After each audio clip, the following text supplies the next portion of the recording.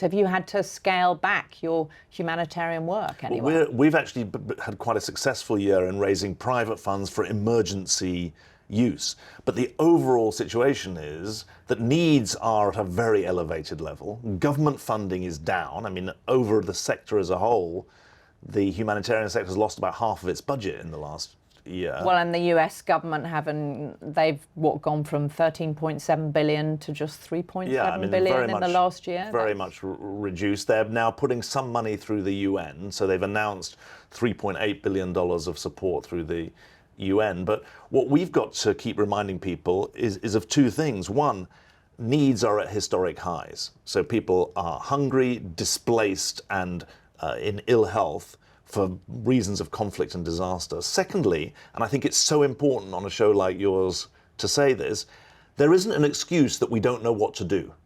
We've got more evidence about what works in tackling malnutrition, vaccinating kids in war zones, helping women recover from sexual and domestic violence. We've got more evidence of what works than ever before. And my message always to any audience, whether it be a government audience or a media audience, is this is a vital investment, not just on moral reasons, but on strategic and instrumental reasons as well. Just think about what's happened in Eastern Democratic Republic of Congo in the last... The Ebola outbreak. Yeah, just think about the last year.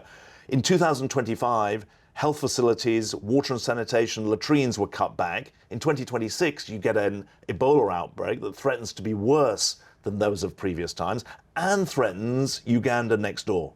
So the short-sightedness of the aid cuts becomes clearer and clearer. That's why we talk about there being more shocks but fewer shock absorbers, and that not being a sustainable situation. But is it also the case that public opinion is not moved in the way that it used to be, and that there isn't pressure on governments as they cut back foreign aid to reinstate it? Well, it's interesting. If you look at the polling, actually, humanitarian work, health work still has very large support, including in the US. 89% of Americans support 1% of the federal budget going on foreign aid.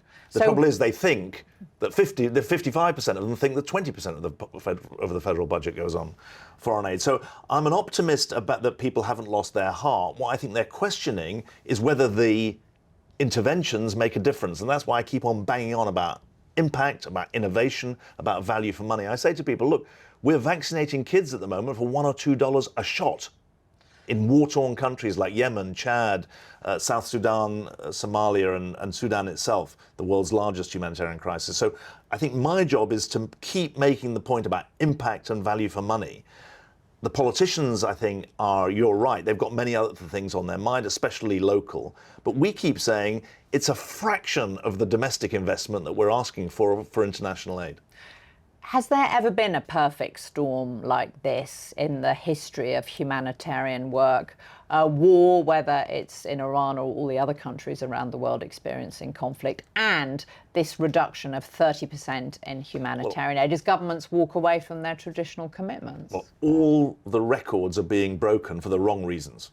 More people displaced than any time since 1945. More wars than any time since 1945.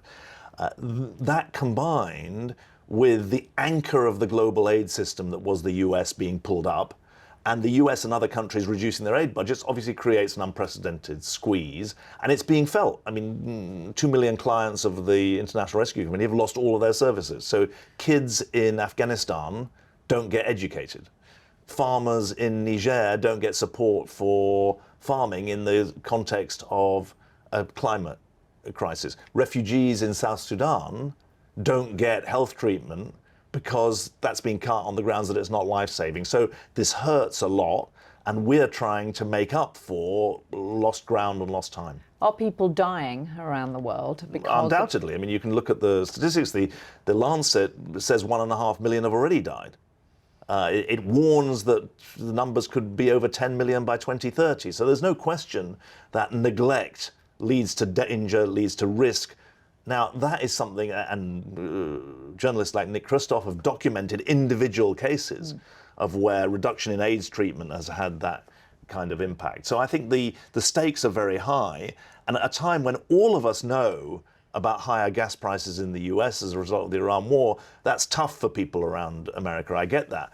But if you're on the precipice somewhere around the world, if you're struggling to make ends meet, if your kids are hungry, anything that interferes with keeping yourself alive is obviously incredibly dangerous. But why do you think this has happened? Why is it that governments feel they can get away with cutting aid to the most vulnerable, with both your humanitarian hat on and as someone who was Britain's foreign secretary? Why have we got here? I think that the problems domestically have mounted up.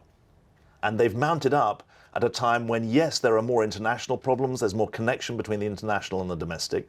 But the fact that since the financial crisis, for most people, wages are down, not up, or relatively speaking, that they haven't risen in line with inflation, that's very, very tough for people. The fact that they're living with the consequences of a generation of 20 and 30-year-olds who fear that they're going to be worse off than their parents, you can see why there's a pressure on the domestic front. What I keep saying is the fraction of investment, 1% of federal spending, in the UK, 0.3% of national income going on foreign aid. We're talking about a fraction of the total for a world that is more connected than ever before. And my goodness, did we not learn anything in COVID that we may want to think about local problems, but they are increasingly dominated by global events. So do you think it's just a question of making the